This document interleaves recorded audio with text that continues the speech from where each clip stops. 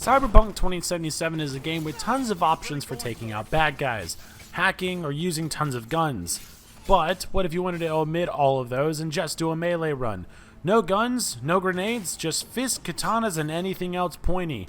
Today we'll find out if you could beat Cyberpunk 2077 by only using melee. Let's begin. After running through presets in the character creator, I took the Corpo life path and immediately was set on a manhunt. The target? Abernathy, a leaker of intelligence. I went to the local bar to recruit some help and was ambushed. But being a desk jockey, I didn't fight back. They stared at me for a really long time and I handed over the data on my mission. After falling ill and nearly passing out on the floor, I was whisked away to the life of a merc. Robbing people, fighting people, getting robbed, getting fought, getting my teeth knocked out. It was a solid endeavor. But then things got interesting. I got a mission to go rescue a person of interest, and the task for the melee run could finally commence. Now, the first problem we run into with this only melee run is you spawn in with only a pistol. Luckily, that pistol is a quick melee option, but for this area, I didn't need it. After stealthily assassinating all of the opposition on my way to a woman taking a bath, I dropped her outside for her Uber and decided to call it a night for a job well done. But not even 2 hours into the game, some no-good hooligans decided to roll up on me while I was going home and shoot up my car, and if you don't shoot back, the car explodes, meaning I had no choice but to use a gun to get home safely. Now, I could end the video here and just flat out say that you can't beat Cyberpunk 2077 only using melee, but where would be the fun in that? Because this isn't the only spot that this happens where there are scripted gunfight scenes. So, with that being said, let's continue. I made it home, rested, and then made my way to Jackie. He told me of Black Jesus and a job that could set us up for the big leagues. But before I could do that, I went to Victor, my Ripper doc, and got cyber upgrades to prepare me for the future. I added it to my tab because I had no money and off I went. Now I've got to hand it to CD Projekt Red here. The city is huge. There's things to do on every corner. You want to fight some Siamese twins? We got you.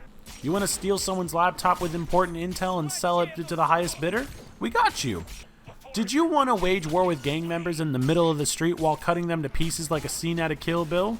Oh yeah, it's all here. After turning the city into my personal butcher shop, I had enough money to pay off Victor and finally meet with Black Jesus. He told me that he wanted to see my skills in action, and the only way to do that was to rescue Spider Wally. But also informed me that Miltech was after our Spider homie too. I couldn't stand for that, so I set out to set them straight and rescue my boy. That didn't go so well, so I decided to chart my own course and storm into the gang's hideout. But one thing led to another, and I ended up showing the entire hideout the sharp point of my knife. Being pleased with my work, Black Jesus told me of his next mission, one that would set me up for life if it went well. I had to steal a chip from the Arasaka family, which on a melee-only run wouldn't be too hard. But I was told I had to do this efficiently and leave no trace, so I had to begin recon to get an idea of how I was going to pull this off. The answer is simple: VR porn. With it, I could go back in time and find any clues to help me on my quest, and after feeling like an idiot for 30 minutes, I found all the clues and step 2 could now commence. After a quick update, we set up the second step and in we went, looking spiffy in our new suits. Jackie and I hit the bar and the game crashed. I can understand a crash or two, the game just came out and things happen, I get that. So I booted the game back up and continued on. We went to our room and killed a couple of hours to get out the nervous jitters, but after that it was go time. We sent in Robo Spidey to hack into the system, allowing us to access into Yorinobu's crib. And luck behold, everything lined up and we got what we had come for. Mission complete. Now all we had to do was leave. The entire Arasaka family decided to walk in and we had to hide quickly. We watched a bad argument turn into patricide. We watched a bad argument turn into patricide and the entire tower was put on high alert. We tried to sneak out and got caught and took a tumble down that should have killed us. I was unscathed, but Jackie was hurt bad. To complete the mission, he put the chip inside my head. I didn't have any weapons so I tried to be stealthy, but one guy was adamant on seeing me, causing me to punch my way out of there. But just as I got to the elevator that would have taken me out of the mission, the game crashed again. Rebooting the game back up sent me back a bit, so I saved right before the lower floor, and upon dispatching the enemies, the game crashed once more. This happened 7 more times before I had to see what the internet was doing. Turns out it was a load-in feature, and leaving the game in a pause menu should allow the assets to load in, but as I was playing on PC, this didn't help. And after even trying to crouch walk to the deliman, the game crashed again. I even tried dying to see if it would refresh the mission, but this also didn't work. A couple crashes later and I was becoming desperate. I loaded a previous save inside the mission, and this time I actually made it into the deliman and got further than I had seen. I was genuinely surprised, but it was short-lived as the game crashed again. Luckily, it autosaved into the car, so I figured I was scot-free, but the gun that I had to use was invisible, and again, another crash. So I uninstalled the game and reinstalled, and lo and behold, it worked! Only 19 crashes later. I got back into the car and drove down the highway being pursued by robots, had an out-of-body experience, and failed the challenge again. If you don't shoot the robots, they will blow up your car. After dispatching the robots, Jackie flatlined and I got back to Dex. He told me to freshen up and then killed me for bringing the heat. Initiate the title sequence. I woke up as someone else, failed the challenge again by using a minigun to clear a rooftop, and then raided a tower using what I can only describe as a dragon's breath in the form of a melee. Uploaded a virus and tried to make my escape, but it was cut short. I blew up a tower, suffered minor injuries, and then got talked to death. I woke up in a landfill, watched someone kill Black Jesus, and then got insulted for living the life of Oscar the Grouch. Assassins tried to kill me and I had to shoot them again. You'll notice a common theme here. All of the scripted chase moments make this challenge unwinnable. Got into a car crash and nearly died again. I called the best Uber driver ever and got taken to my favorite Ripper doc, who informed me I was now on a timer and had to make the most of it. But I now shared my mental space with another, a certain Johnny Silverhand. He didn't like the idea of a roommate as he tried to take away my medicinal jelly beans, but by the force of will, I took my daily dose and went to sleep. After waking up, I got changed and lost my penis to a pair of shorts, went to a cafe to talk with Takamura, and learned of a plan to remove the chip inside my brain. A plan was in motion. I was told to meet up with Rogue from X-Men, and after another tour of side missions, I finally made my way over. She told me that a high-value target was being transported out of the city, and if I wanted answers, I had to disrupt a convoy and free a man named Hellman. She also said that an old acquaintance named Panan could help me with the jailbreak, but I'd have to do a little something for her first. I got heavily distracted on the way, but eventually made my way to Panan. She explained that she wouldn't help me until I got her car back and an old shipment from a rival gang. With another opportunity to test out my melee weapons, I couldn't help myself. We rode out to Panan's old camp to get some help, but instead it got new weapons, which doesn't help me at all, but she seemed super excited, so I guess it's a plus. We drove out to a small town and set up an ambush site. It was time to get the gear back. The gang members drove straight into our ambush and a giant fight broke out. But with tons of stabby stabs, we put down the thugs and got back the car. But Panan wasn't satisfied with that. She wanted to send a message. So we jumped in the car and drove to the gang's hideout and took the fight to them. Bullets were flying everywhere, but so was my knife. The only problem with the knife, however, is its super short range, so I had to take a ton of damage here to take out the bad guys. But in the end, the only two people left standing were Panan and myself. Finally, she agreed to help me with my mission. We went to a hotel and slept, woke up, drove to a crossover point where I'd go full terrorist and blow up an energy facility to create an EMP to bring down the transport. Scoped out the location, then drove straight in. Failed my challenge again as I had to shoot drones that were attacking my car. This challenge outside of being in a vehicle is 100% possible, but these cars take so much damage it isn't even funny. I mean, if you look at them wrong, they'd probably explode. Got inside and set up a bomb, and now all we had to do was wait. The convoy soon arrived and my bomb plan failed, but Panan had a solution.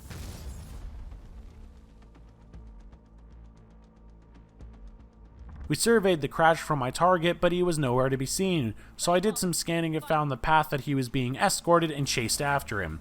I tracked him down to a gas station and had a giant knife fight with a rival gang, but due to all my passive armor while I was moving and the extra bleed damage I was dealing, they didn't really pose a threat. I retrieved Hellman and interrogated him, but no info was offered up, so Takamura stepped in to do the talking for me. After all of the main mission silliness, I finally had enough street cred to get my dream weapon, the Mantis Blades. Of course, I had to test them out in some gigs, and I couldn't be more happier. Not only do they deal bleed damage, but they attack so fast that limbs fly off from unsuspecting victims. After feeling sated with the prowess of the Mantis Blades, I pursued the main story. I went to find Evelyn, and Judy was the last person I saw her with. She yelled at me for a while, then told me of a club Evelyn was working at. I saw a texture load in that as I approached the club that would make your mother gasp, but then had to make the hardest choice ever after not paying attention to the screen previous. I chose correct and found out that Evelyn was not here, but a man named Tom could point me in the right direction. However, he was in the VIP section. Now, I misheard that I needed VIP access. I thought I already had it, but the angry bouncer and guards that attacked me reassured I did not. The club was a pinkish color when I walked in and definitely had a red undertone as I sliced my way through. I found Tom and he said Evelyn wasn't here. Big surprise. But the owner of the club would know where to find her. I went to his office to talk normally, but had to cut him down as he started shooting me. But luckily his computer had the info I was looking for. Turns out that Evelyn was taken to a doctor called Mr. Fingers. I drove over and harassed him until he spilled the beans on where she was.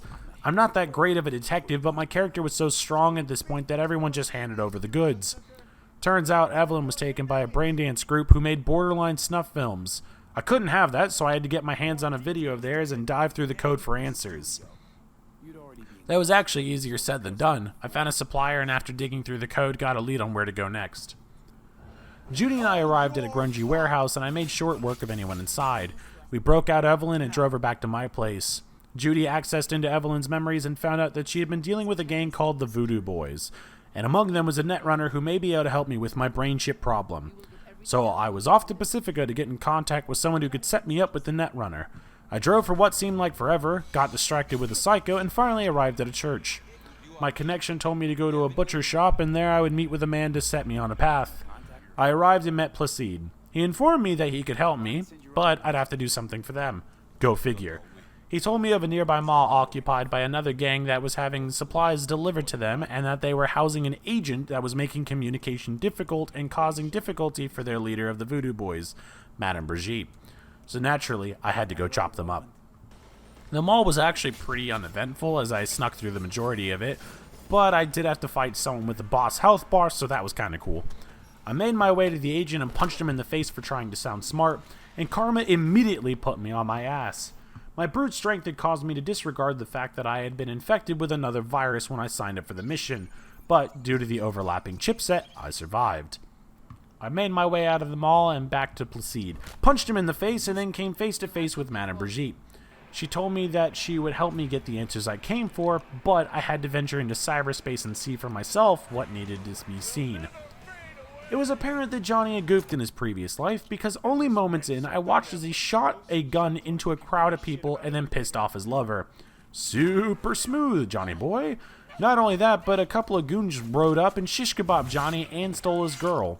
It was interesting seeing what I normally do to people done to me, but the mission became obvious. Get Alt Cunningham back from the kidnappers. But Johnny couldn't do it alone. Thompson tagged along as the man who saved Johnny from the brink of death, and he went in to recruit Rogue and a man named Santiago. Money was no option, and the mission had to work. But the last time this man did a mission like this, he blew up a building and I failed my challenge, so I didn't like where this was going. Johnny isn't exactly a very melee-friendly guy. We got to the group together and headed outside. Got ambushed by some suits, and while trying to melee with Johnny's gun, I discovered a photo mode. A neat addition, but not the melee attack I desired, so I exited out and continued. We got into a car chase and tried to see if I could get by without shooting, but wouldn't you know, cars take damage and explode. So here I was like for the 5th time failing the challenge to get through. After the chase we ransacked a building and everything was going fine until I encountered 2 turrets side by side. They didn't do a ton of damage, but they weren't dying by my melee attacks either. I managed to get one after 30 attempts or so, but seeing how my other group members were all crouching and walking in circles, I shot the other one after 5 minutes of trying to melee it. I couldn't be helped. We made it to Alt, but Johnny, being a love-struck goof, pulled out Alt's plug, killing her human form and leaving her to retreat into cyberspace. This is what I needed to see. Johnny essentially killed her and now my answers were in front of me. Alt informed me of a way to deactivate the chip and things were finally starting to look up. I only had one more thing to cover, and that was seeing what Takamura got out of the interrogation with Hellman. We met up by the docks and he arranged to meet with Hanako's assistant, being the sister to Yorinobu that murdered his father. Oda seemed not to believe my story of the night in the tower, but Takamura assured that it would take time for him to come around. So we drove up to Wokaku, a fixer in Night City, to see if there was an alternative to meeting with Hanako and telling her of her brother's actions. Turns out she had some intel on a parade that was coming up, but she would also need time to prepare, so I had to wait for a call. I decided to fast forward time, but this didn't seem to work, so I went back to doing side missions instead. I went and finally got my car back from the beginning of the game, only to have it crashed into and have Deliman send me a sorry through text. So I stole someone else's car and drove to meet with someone named Ozab. He got into my car and V said something along the lines about picking your nose, to which Ozab responded about pulling a pin, but I didn't understand. I drove him to a store and he ran out after having a disagreement with the owners, causing my blades to interfere. But then I saw it. This man had a grenade for a nose, and that was sitting right next to me the whole time. How was V okay with that? Takamura called me to make sure I was all good after my near-death experience and asked me to meet to discuss the next step. We met and he told me of the plan. First, we had to break into an Arasaka facility and infect the parade terminal, allowing us to sneak on. Sounded foolproof. So we went to scope out the place and it looked armed to the teeth. I'm not the best at stealth, but we'll see what happens. In case there was any doubt, I botched the stealthy approach and had to cut my way into the facility. I uploaded the virus and got out, but Takamura got cold feet and said he had to plan again. So I went back to side missions. I drove around and found another Psycho to fight, but he ran away mid-fight. But left behind a chest unguarded, and lo and behold, I found legendary Mantis Blades. The melee run had come full circle, and I now had the final piece to end the game. I chased after the Psycho and watched him get beat up by his own friends. It was going too slow, so I jumped in and then went to install my new Mantis Blades. Just as I finished, Takamura said everything was ready to go. We met up and he told me of sniper locations that needed to be taken care of to get him on board. He showed their spots and the mission could begin. Now, I'm not running this game on a beefy PC, and this area really had my computer struggle to keep up. It was almost like they took every pedestrian in the game and placed them all into one compact location. So I tried to move quickly through the mass of bodies, and once I made my way into a stairway, things settled down. I took out the snipers and made my way to a netrunner who was overseeing the security detail, only to have to fight Oda. Turns out he wasn't okay with our plan, but the Mantis Blades made quick work of him. I hacked into the system and Takamura made his way onto Hanako's float. But she went to snitch, so he shot her. The plan had officially gone south. I got out of there and raced to the hideout to talk some sense to him, but Hanako was awake, so instead I tried to talk some sense into her. It went about as well as you'd expect, and then I had an entire Rainbow Six team kick in the door and light the place up. I narrowly escaped and fled the city, hiding out in some skeevy hotel, but there was a knock on the door. I avoided answering it for the longest time, but had to eventually open it as the dialogue began to recycle. It was a proxy doll that Hanako was controlling from a distance. She thought over what I had told her and agreed to take down her brother if I agreed to aid her. The game was coming to a close. I drove over to meet her, and this was the point of no return. I decided to attend a funeral for Jackie before it began to clear up any bad juju before going in, because I usually botch the endings of these types of games. After saying my thoughts, I headed over to talk it out with Hanako. I met with the Lady of the Hour, and she agreed if I helped take out her brother, she would help me stop the inevitable death by brain chip. I told her I had to mull over the decision and went back to Victor one last time. He told me I didn't have long and that whatever I was going to do, I needed to do it now. Misty talked to me and took me to a special spot to reflect on the thoughts, but things weren't looking up. Johnny told me to call anyone I held close, and apparently I had no contacts. I was alone. I figured the best way to go out would be in a blaze of glory rather than submit to the corporate devils, and so I told Johnny I was ready to put all this to rest. Now, I thought that meant taking the fight to Arasaka, but apparently that meant taking my own life. I reloaded a save to do something else, and to be honest with you, this is the best ending of 3 I witnessed, so on my headcanon, this one takes the cake. Took me about 32 hours to beat the game, and yeah, I ran into some glitches, but as far as the story goes, there's a lot here to digest, and I had a blast playing it. With all the side missions I didn't do, there's still tons of things to explore, and I'm curious what other endings await. Sorry it took a while to put this out, I was feeling burnt out and needed a break, but look forward for more content coming soon. As always, if you enjoyed the video, maybe subscribe, and I'll see you on the next one.